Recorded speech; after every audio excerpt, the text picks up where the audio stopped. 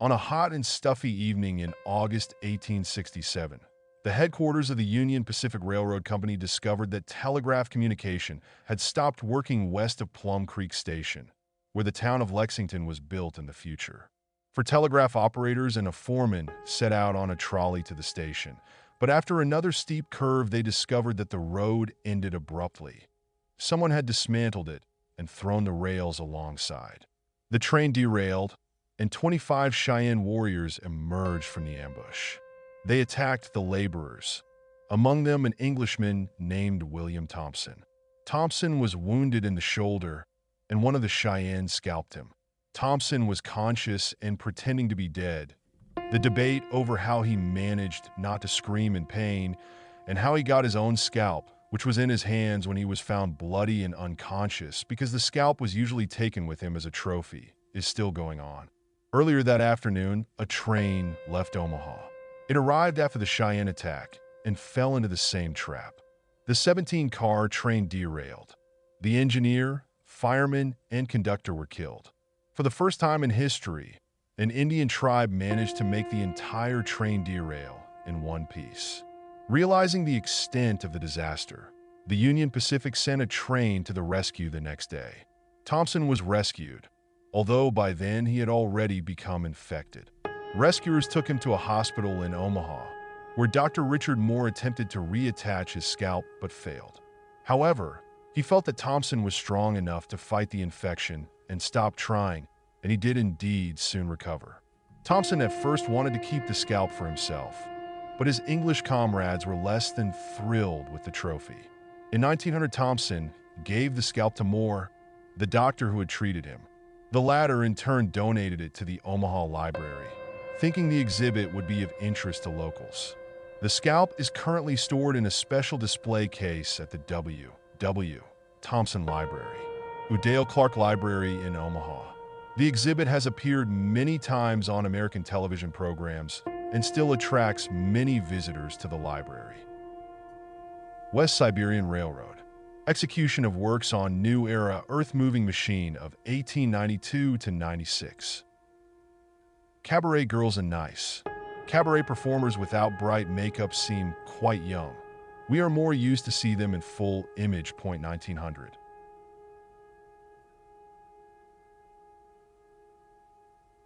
Rest on a hayfield, early 1900s. Color photo by Sergei Prokudin-Gorsky. To reflect the scene in color, Prokudin-Gorsky took 3 frames and each time put a different color filter on the lens, so the colors are somewhat blurred. Livraria Lello Bookstore in Porto. Along with the Bertrand in Lisbon, it is one of the oldest and currently operating bookstores in Portugal.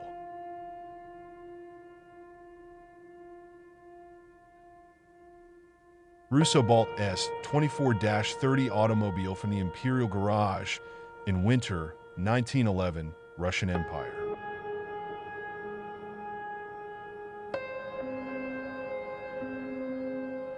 In 1913, the famous marathon swimmer Leonid Romanchenko opened his own swimming school in St. Petersburg. In the center of the pool, surrounded by his pupils, at the edge of the pool, raised above the water, writer Alexander Kuprin, St. Petersburg, Bassanaya Street.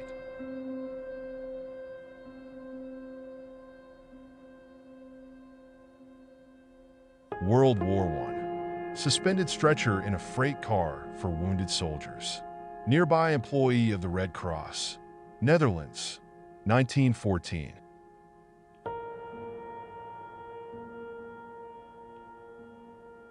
On December 30th, 1915, during World War I, a German U-38 submarine torpedoed the British liner Persia off the coast of Crete. The victims of the shipwreck were 334 people out of 501 on board. Such a large number of victims could have been avoided if the submarine captain had acted according to the so-called cruising rules, warning the liner crew and passengers with a shot in the air and giving them time to leave the ship. But to the misfortune of the British, the German submarine decided that the Persia is a disguised military transport or auxiliary cruiser. As a result, the torpedo attack was sudden. From the holes received, the steamer sank in just 5 minutes. The people simply did not have time to sit on the boats suspended from the sides. On board the liner was a large amount of valuables, gold, jewelry, and works of art.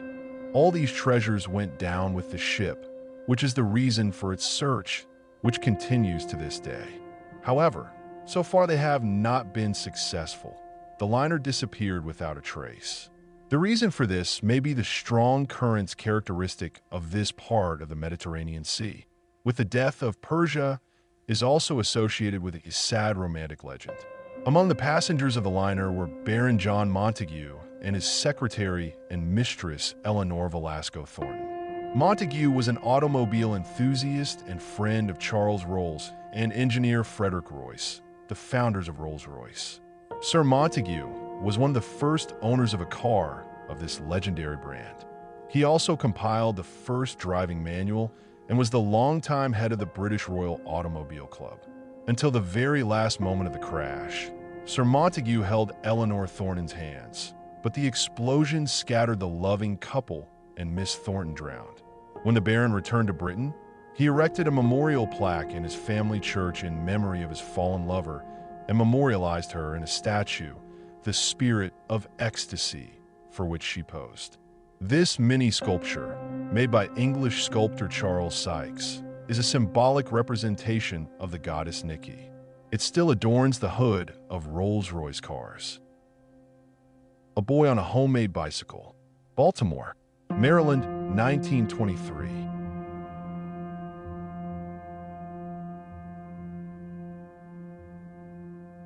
A London telephone engineer attaches a telephone cable at a height of 15 meters, 5th floor, 1925.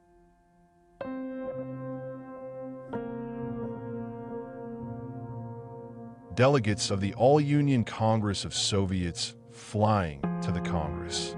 Junkers F-13 Dobrollet airplane. 1929, USSR. August 3rd, 1926, the first international airline Verkhnudinsk, Ulan-Ude, Ulaanbaatar was opened. On August 10th, 1928, this airline was extended to Moscow, and since then, it is the oldest operating international airline of Aeroflot. It has been in continuous operation for 85 years. A driver at an ancient Egyptian-style gas station, London, England, circa 1930.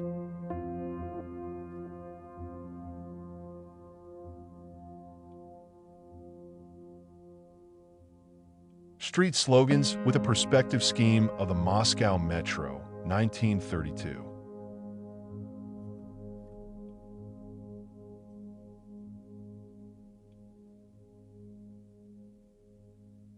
Women's swimming competitions on the northern Dvinar River, fall 1935, Arkhangelsk.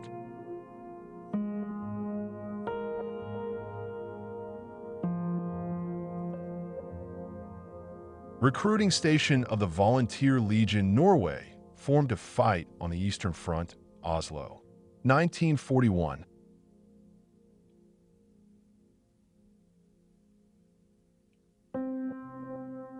The Mouthpiece of Truth, 1941.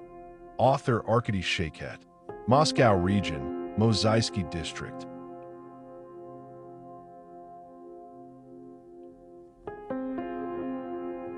People captured by the SS during the Warsaw Ghetto uprising are lined up against a wall before being searched for weapons. The caption to the photo in German reads, "Before the search." 1943.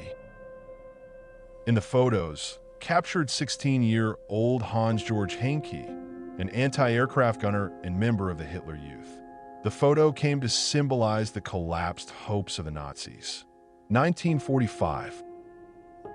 Treatment of a girl with DDT powder against lice, Germany, October 1st, 1945.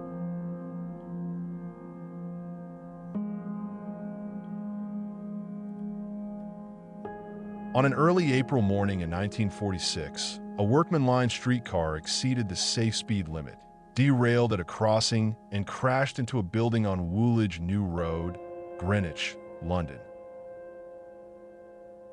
A U.S. Marine with a portrait of Joseph Stalin found in a Korean dugout. North Korea. 27 ноября 1950 года Г. On May 29, 1953, Jomolungma, the highest peak on Earth, was first conquered. The summit was then climbed by New Zealander Edmund Hillary and his Nepalese Sherpa guide Norgay Tenzing. Everest, Jomolungma, is the highest peak on Earth with a height of 8,850 meters. It is located in the Himalayas, on the border of Nepal and the Tibet Autonomous Region of the People's Republic of China. A giant garbage can in the middle of Times Square, shaming New Yorkers for their disgusting littering habits. New York, 1955.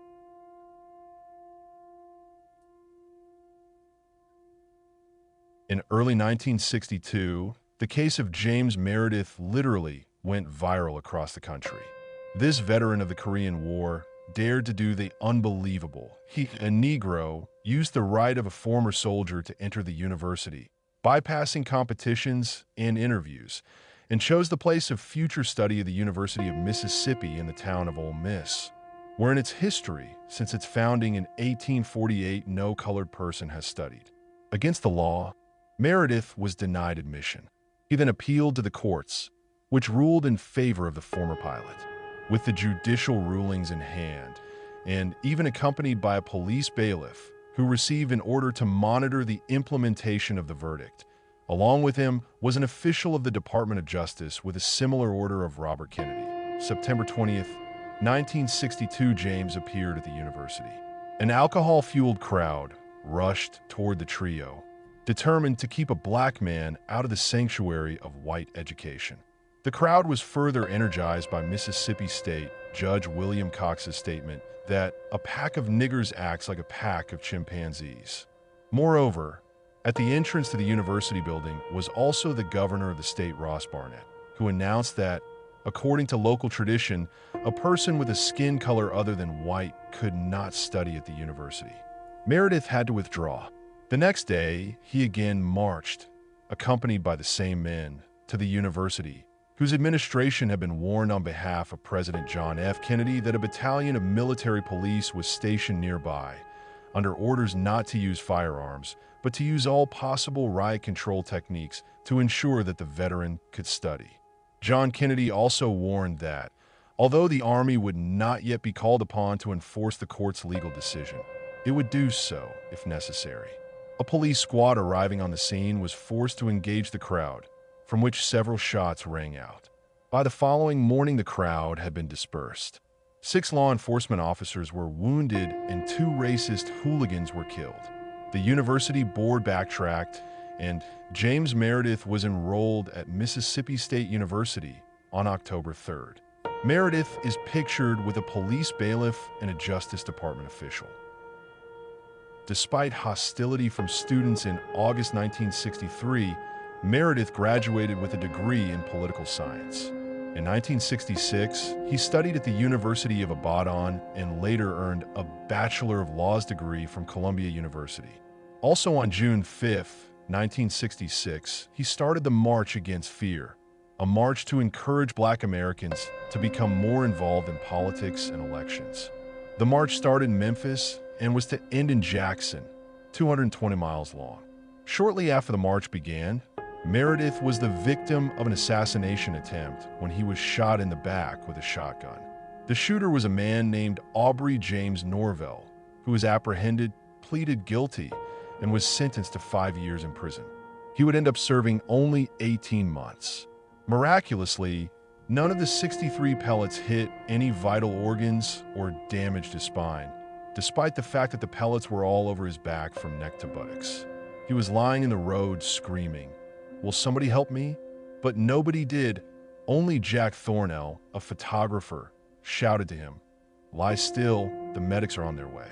This photograph of the injured Meredith won Jack Thornell a Pulitzer Prize in 1967. Meredith was taken to the hospital, where the shot was removed. And the march continued, led by prominent civil rights activists such as Martin Luther King, Stokely Carmichael, and others. After recovering from his injuries, Meredith was able to join the march the day before it ended, which was June 26th. On May 4, 1966, a protocol was signed in Turin on the participation of the Italian concern Fiat in the creation of an automobile manufacturing enterprise, VAZ, in the USSR, and 4 years later the first VZ 2101 Copica, designed on the Fiat 124 platform, rolled off the assembly line. Alla Pugakieva, 1966.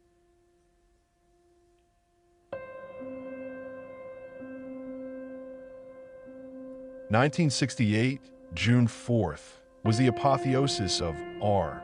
Kennedy's election campaign. Robert was able to consolidate his position against his main rival from the Democratic Party, Eugene McCarthy, by winning the state of California. The total number of votes that were cast for him in the primaries reached a figure that left no doubt about his complete success. On the morning of June 5th, the presidential candidate met in a room at the Ambassador Hotel in downtown Los Angeles. Onward to Chicago, he told his supporters with joking belligerence, walking down the hotel corridor surrounded by campaign activists and a small number of security guards. Lingering for a few minutes, Robert Kennedy decided to take a shortcut to the hall where the press conference was to be held. To do so, it was necessary to cross the kitchen areas of the hotel. The presidential candidate passed through a series of revolving doors and found himself in a narrow corridor that was filled with an enthusiastic audience. People who gave in their votes were eager to see their idol. No one paid attention to the skinny, black-haired guy who stood silently leaning against the refrigerator. Then he suddenly pulled out a gun and started shooting. The first bullet hit the senator in the shoulder, the second pierced his head. But the distraught killer kept firing. A hotel employee tried to snatch the gun from him. 3 other people were wounded by his shots before the candidate's companions. Olympic decathlon champion Rayford Johnson and famous soccer player Roosevelt Greer were able to twist the killer's arm. Minutes later, police arrived and handcuffs were snapped on the killer's wrists. The senator was immediately taken by ambulance to Los Angeles General Hospital. A group of experienced surgeons for almost 4 hours operated on Robert Kennedy, who never regained consciousness. But the wounds were fatal. Despite all the efforts of the doctors, Robert Kennedy died on the night of June 6th, about 20 hours after the shots were fired at the Ambassador Hotel. Meanwhile, police continued to question the assassin, who for 24 hours steadfastly refused to give his name. Police were able to identify the killer from the license plate number of a gun registered in the name of Jordanian immigrant Sirhan Bisar Sirhan. Sirhan, who, in his own words, had once respected the senator, had come to hate Robert Kennedy for his pro-Israel stance. Sirhan blamed the Israelis for making the Palestinian people homeless and decided that Kennedy should die on June 5th, 1968. The first anniversary of the start of the Six-Day War between Israel and Arab countries. At his trial, Sirhan tried to feign insanity, but was found guilty of premeditated murder and sentenced to life in prison. However, there is a sound recording of the moment of Robert Kennedy's assassination. At the time, a freelance correspondent of a newspaper, Stanislaw Prashinsky, was nearby with a cassette recorder turned on. There are reports that up to 13 shots can be heard on this tape. Sirhan fired an 8-shot revolver, so there was a version that there was a second shooter. This version states that Robert F. Kennedy was assassinated by Thane Eugene Caesar. On June 5, 1968, Caesar, this employee of the classified part of the Lockheed facility in Burbank, was moonlighting as a security guard at the Ambassador Hotel. He had gotten that job about a week before this event. It was his bullet, not Sirhan's, that killed the presidential candidate. Caesar held extreme right-wing views and had a deep hatred for the Kennedy clan. He was the one standing next to the then New York senator at the very moment Sirhan shot him. And his gun at that was in his hands, and powder burns were found on his face. Also supporting the theory that Kennedy was killed by the second shooter is the autopsy report showing that Kennedy was hit 4 times. 1 bullet went through his armpit, 1 through his back, and a third through the back of his head, behind his right ear, and one more shot only through his suit. Sirhan, on the other hand, was standing directly in front of Kennedy at the time of the shooting and could not have made all these hits. The bullet that hit Kennedy's head proved to be the fatal one. Caesar was just directly behind Kennedy and was holding his elbow and had his gun out in his hand at the moment Kennedy fell on his back. According to the coroner, Dr. Thomas Noguchi, all 4 shots that hit Kennedy were contact shots fired from behind, with a barrel touching or nearly touching his body. Caesar then, he said, sold his .22 caliber pistol to some acquaintance a few weeks after the assassination. Assortment of goods and clothing in the Central Department Store in Kemerovo, late 1970s.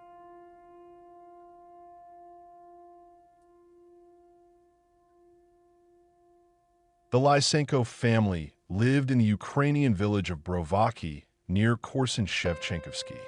In different years, Makar Nazarovic and his wife Avdoka had 16 children, 5 daughters and 11 sons. The father and mother managed to save all their children in the most difficult years, to lead them all through illness and hunger alive. In 1933, Yevtuk, one of the sons, went to Kiev in search of a better life, lost sight of him, lost contact with his family, and died somewhere. My father died at the beginning of 1940. And when the Great Patriotic War began, 10 sons left their mother's house for the front. Todos, Petro, Ivan, Vasil, Mikhailo, Stepan, Nikolai, Pavlo, Andrei, and Alexander. The first to return in 1944 was the son Nikolai. He survived by a miracle in the battle, in which he lost all his comrades. Before the war, he was a tractor driver, and before getting to the front, he had to survive German camps in Korsun and Kiev. And each time he escaped from there. In the fall of 1943, many people were gathered in Darnitsa in a huge barn, but they did not have time to destroy them. The Soviet troops came. Then Nikolai stood up to the cannon and went to the west. Stepan was a tanker and took his first battle near Smolensk. He was taken out of that battle after 2 weeks with a heavy wound in the head. He spent 1.5 years in hospital and returned to his 83rd Guards Tank Division. And when the war ended, he went to finish the fascists in the Far East. He returned home in 1947. Pavlo Lysenko, for whom the war began near Korsun, also returned home only in 1947. After the end of the war, he had a case in the Carpathians. In the ranks of the Red Army, he was cleaning forests from the Banderites. And when he came home, my mother did not recognize him. At that time, there were new recruits in her house who were sent to cut wood. Pavlo knocked on the window, and my mother heard, but only waved her hand. Come, come, soldier, the house is full. Then she admitted it and cried. The most joyful event for Pavlo in the war, according to him, was a chance meeting with his brother Mikhailo. Regimental scout Mikhailo Lysenko was on his way, without knowing it, to get the Order of Glory. That night, he and his comrade in the rear of the Germans captured an armored personnel carrier and 7 soldiers and an officer. Victory Day, he met in Yerevan Hospital, where he came from the Hungarian town of Miskolc. Todos came from the front without a leg. He fell on a mine near Budapest. The division reconnaissance, in which Brother Todos fought, ran into a minefield. He remembered that when his wounded was carried on a cart, he screamed with pain and fear. And then an elderly uncle came up to him and said, "What are you doing? You have no leg and you are screaming. You can live and work. There is a man with both eyes burned out. Let him scream." Thought Teodosia and right. It is worse for him. Let him, and stop talking. He came back. His mother cried. The main thing was that he was alive. Vasily Lysenko was the only officer among his brothers. He was a commander of a platoon and a mortar battery. The war ended in Budapest, where he was seriously wounded for the 3rd time. He was hospitalized in Yerevan. From there, he returned home to his mother. For Ivan, the war became a whirl, from home to the north, to the Mannerheim line, and back home again. He defended Cherkasy, Lubny, Romny, Kiev. Under the Polish town of Treblinka, he was captured and escaped. And then with the Soviet tank unit, he went all the way to Vienna to return home for good. Petro also went through the whole war. He didn't write home. Where to write if his native village was under the Germans? And after the war, he worked as a letter carrier, as if covering his guilt for those unwritten letters. Andrei was an infantryman, and at the end of the war, he was seriously wounded near Yash. He also came home without a leg, but how happy his mother was. After the war, he became a stove maker, and in the village they used to say, "His stoves are so warm." He himself is most like his mother, Evdokia Danilovna, and he brings her warmth to people. And the family rejoiced most of all when the last brother, Sashko, returned from the war. The youngest Alexander, who was only 18 years old in 1944, stürmt Berlin. He remembered later that he wanted to sign the Reichstag, but was shy. His handwriting was not good. Where could handwriting come from? If from the age of 8 years old, he was herding cattle, and at the age of 15, the war began. In Berlin, he stayed to finish his army term after the war, sending parcels to his mother and 5 sisters. Brothers had families already. When he came back, he got married and started to work in the collective farm as a carpenter, saddler, and miller. And what a mother they had. Skinny, cheerful, singing, and friendly. She worked until she was 77 years old, until the last day, like a moth. They decided to erect a monument to her in Broviki as a mother.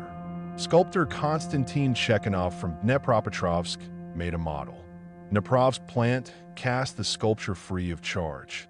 Behind the monument, the chairman of the collective farm planted 10 poplars and 5 weeping willows in memory of his daughters. It turned out well. In this photo, taken by correspondent Yuri Rost, all 10 sons are standing in 1982. 1983, Steve Jobs shows his middle finger to the IBM logo. It is one of the world's largest manufacturers of hardware, software, and IT services. A Bosnian gunman with a sniper rifle on the 20th floor of a building tries to locate a Serbian sniper positioned on a mountain opposite. 1992, Sarajevo. Arrested policeman from the Supreme Soviet Guard, October 1993.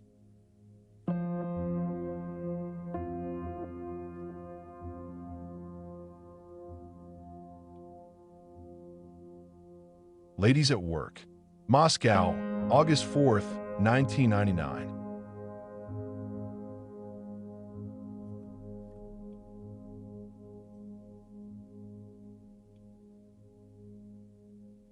Tinatin Kandelagi, born on November 10th, 1975, in Tbilisi. Russian journalist, TV presenter, producer. Since 1990s, she has been working in journalism. First at the radio station Radio 105, then at Georgian Television, Channel 2, Miorarchy. In 1995, she moved to Moscow, where she began working with Stanislav Sadalsky and Alexander Pryanikov on various radio stations and television channels. M Radio, RTV, Radio Rocks, Silver Rain, 2x2, Muzz TV. On the TVC channel under the pseudonym Dadiani, she hosted the programs Vermechko, pictured in 1999, and Hello People, in a pair with Alexei Shakhmatov, Oh Mamachki, in a pair with Andrei Kondrykin. Then she was the host of the show I Know Everything on TV6 channel. Since September 2002, led the program Details on the STS channel, where she interviewed famous figures of show business. To promote herself in the media space, she starred in men's magazines.